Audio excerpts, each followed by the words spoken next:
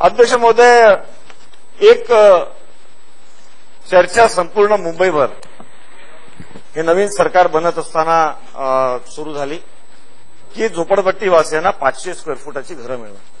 मला वाटतं सन्माननीय सदस्य मिहिर कोटेच्या यांना सुद्धा तोच मुद्दा मांडायचा होता. पण आज एक संभ्रम अवस्था आहे.